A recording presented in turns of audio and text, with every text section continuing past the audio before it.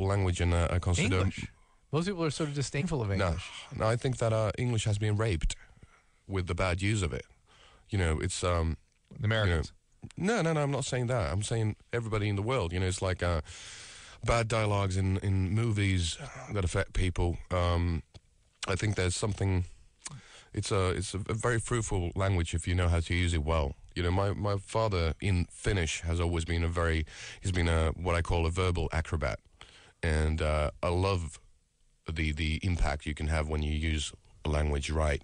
Right. It's a very interesting thing. That's my main hobby besides the music. Language. English, yeah. Is there standout authors for you?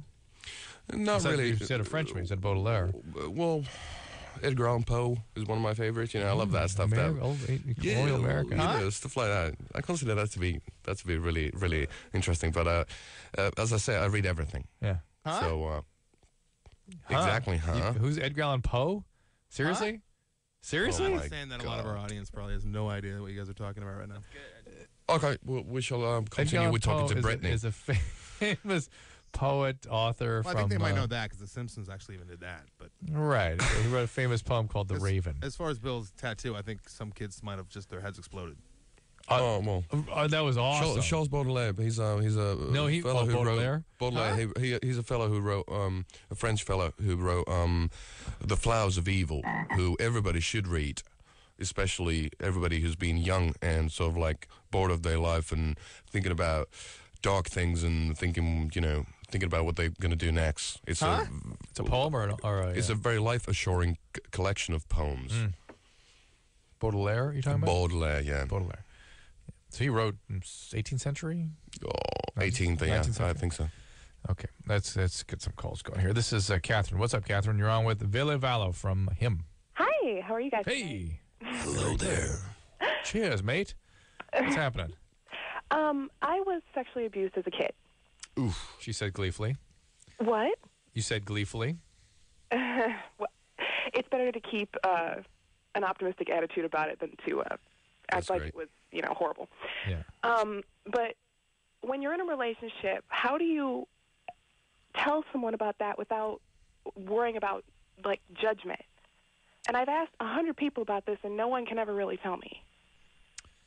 Well, I suspect most guys that would be attracted to you, someone who's been abused, would already be of a bent, in other words, a type of guy who likes rescuing. Oh, geez. Right? Am I right? Well, I suppose.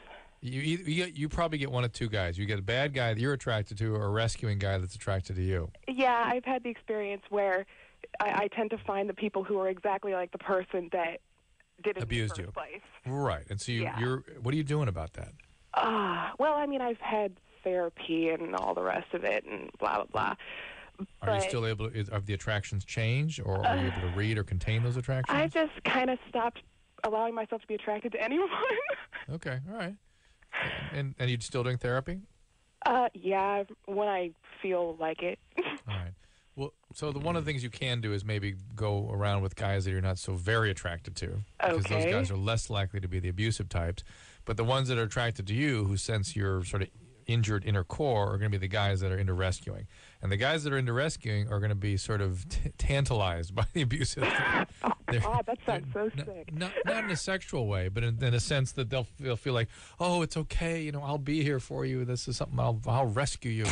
The guys get into that. I think that there's something in between as well. To be brutally honest with you, I have been in a relationship where that lady has been sexually abused when she was a kid, and I think that sharing and talking about it is the best thing. It doesn't. I mean, were you judgmental? I'm assuming you weren't. Have you found guys to be judgmental, Catherine? I'm sort of surprised you're so focused on that. I found people who just they don't want to talk about it. Yeah, the guys that the narcissistic a-holes that are like the guys that abused you, who might be exposed to shame or something if they found out that you were actually injured and they were exploiting you. They wouldn't like that. So, they're not really empathically attuned to you, and they don't want to talk about it. They don't want to hear about it, and off they go. They're not judging you. They just don't want to hear about it. That's true.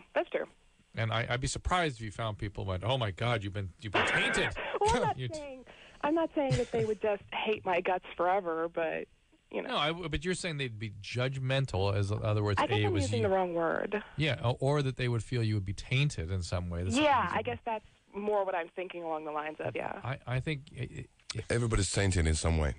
So I think that is just keep your mind open and just, but don't yourself be judgmental when it comes to men.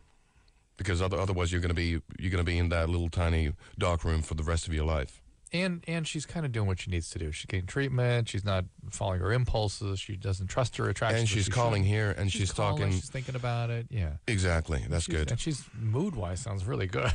Sounds pretty happy. Kelly, what's up there? Oh, is it me? Yeah, it's you. Oh, cool. Oh, I'm so sorry. No, hi, Villa. Hello there, sweetie. I'm a huge fan. I just want to get this out right away because I'm going through a lot of crap in my life, and listening to your music is just taking me out of a dark place, and nice. Everything's fine. But the question is, I'm going through a divorce right now, and it's my second, and I have a child with this person, and he'll be 3 in May. And one of the things is I don't know if maybe it's worth saving because of the child.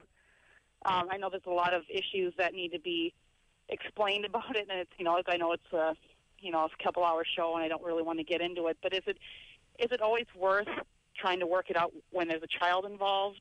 Yes, it's always worth trying, unless there's overt abuse going on. Well, it's because not Kelly.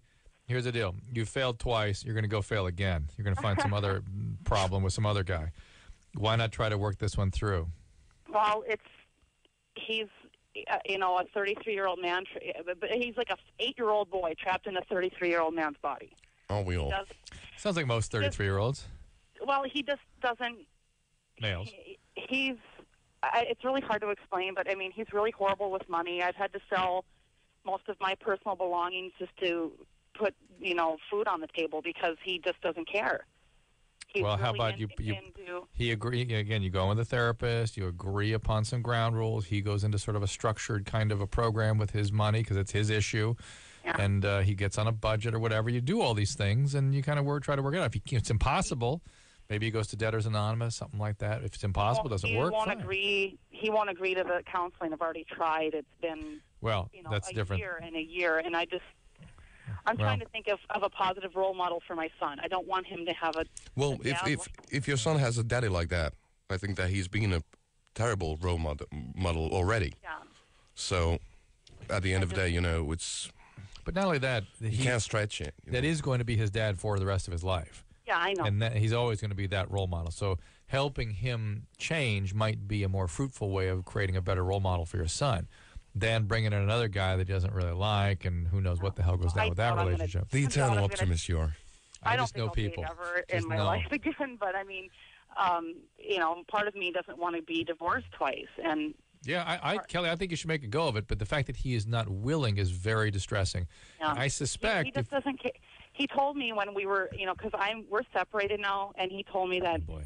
Now that you're leaving, it feels like there's a burden lifted off my shoulders, and he's really kicking the balls and the vodka IV. Yeah, ball nuts, nutsack, direct hit with the heel, and then vodka IV. That's the Ville method. Yeah, but Kelly, it'll always take. He's got another child with another woman also, and I think this is kind of a pattern for him.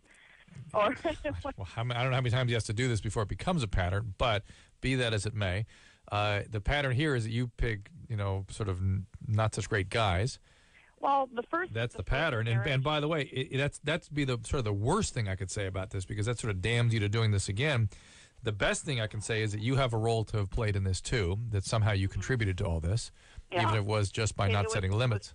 Stupidity and whatever. So maybe you go get some therapy and see if you can change what's going on in you. Look at it very carefully. And if he won't go, at least you can work on yourself and make some really clear decisions and maybe make some plans for how you might change in the future. So that'd be good for your son for sure. Ville Valor in here from him.